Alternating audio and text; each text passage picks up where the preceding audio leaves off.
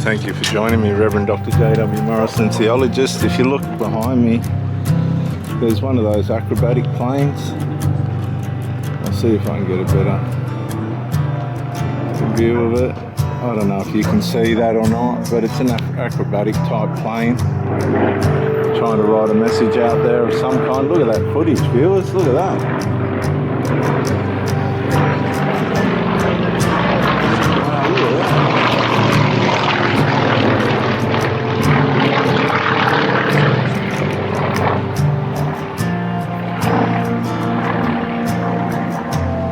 Bit of a spectacle for everyone here at Terrigal. I don't know if it was expected. I can't see. There he is there. And this is what people can do. They can want to be the centre of attention, I suppose. But here he comes, viewers. This guy's right here. Right here, going over the top of us. He's right here. He's right above us here.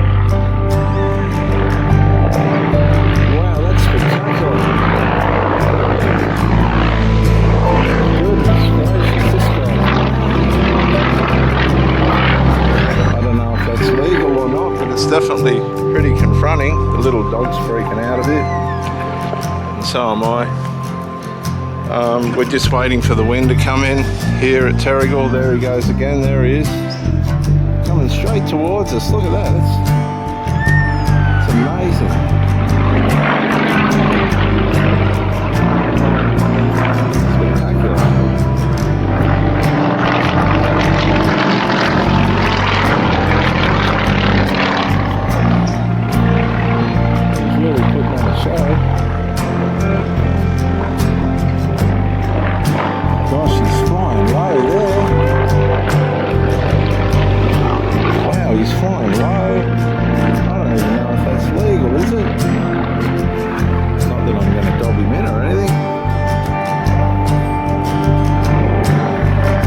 Yeah, but you get your show-offs, don't you? And sometimes they can come undone pretty badly.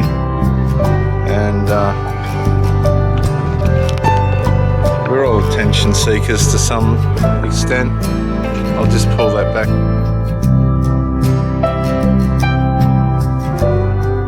Pan that back out.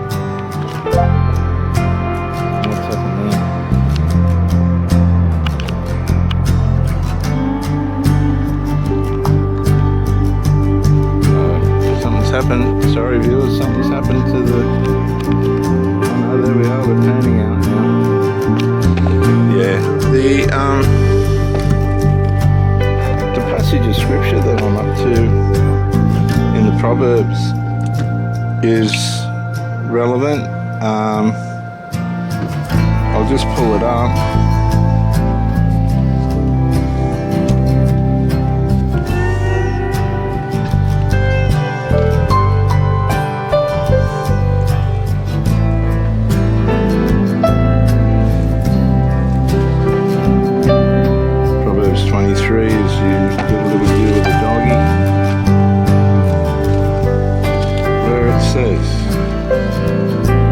My son, be wise in your heart. Will rejoice. Wisdom has a way of fixing things, and it has a way of fixing things in a way in which it's healthy for us. It helps us to rejoice.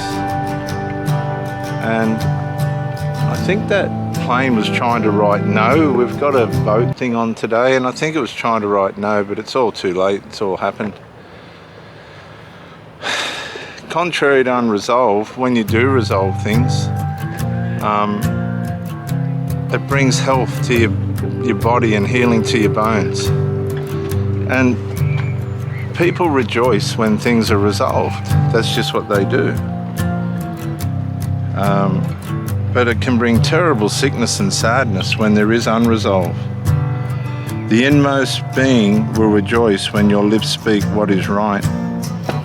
And that's Proverbs 23, 15 and 16, which is what we're up to in our talks.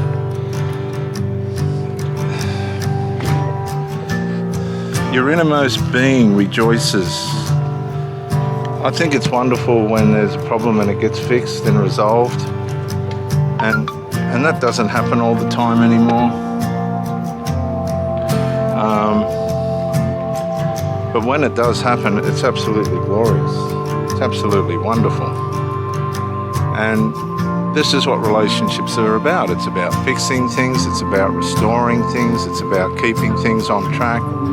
It's not about excluding people or pushing people out. But when people intrude into your relationship space and they're trying to manipulate partners and get decisions, try and make people manipulate the relationship in a way in which they're getting decisions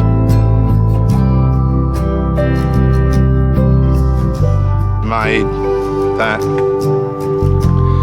are based around them, and these people allow that to happen, that's going to cause a breakup. A relationship's about two people. It's about privacy. And too often we find ourselves in a situation where we're triangulated by people that aren't in the relationship, triangulated by people that want to interfere in the relationship. But these things can be resolved. You don't have to exclude people from your life to fix things. Meaning, if you're a mother or a father and it's your children that are causing trouble, all you got to do is put the situation in order. It's not that hard. I don't see what's so hard about that. But unfortunately today, people struggle with disciplining their children. They just struggle with it. And it's really sad. But if your heart is wise, everybody rejoices around that. Wisdom's got a way of making things work. Wisdom's got a way of making things right. And the innermost being rejoices, even God's innermost being rejoices when your lips speak what is right.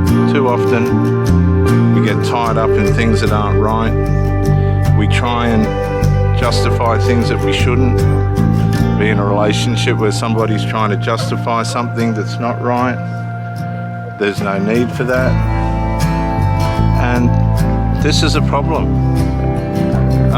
Hank, come over here, please. Hank, here. Come here, out of the sun. Here, out of the sun. There, sit down there.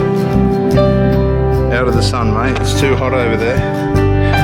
Or let me make you up some kind of sunshade. I'll do that in a minute.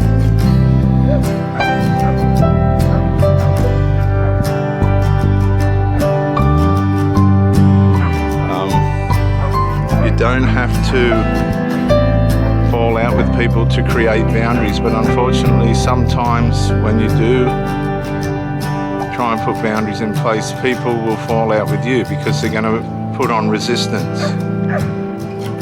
Resistance is a natural response to change. People don't like change. But when you go through that initial resistance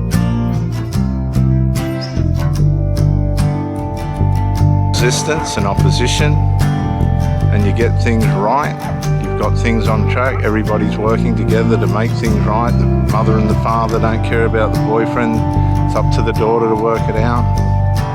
And I'm not talking about bank robbers and stuff like that, I'm just talking about trying to have a relationship with somebody without people interfering. Children can interfere, parents can interfere.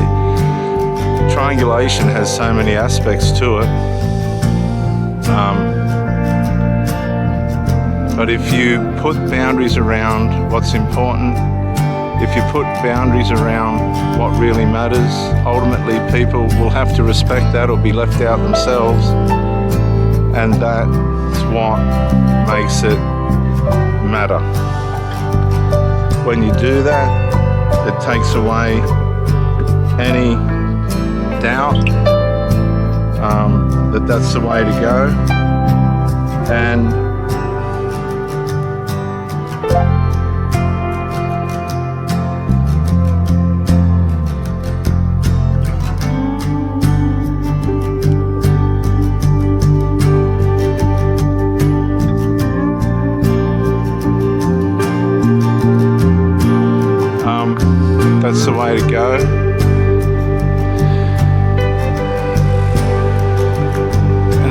makes a difference when things are put in order. That's where the rejoicing comes from.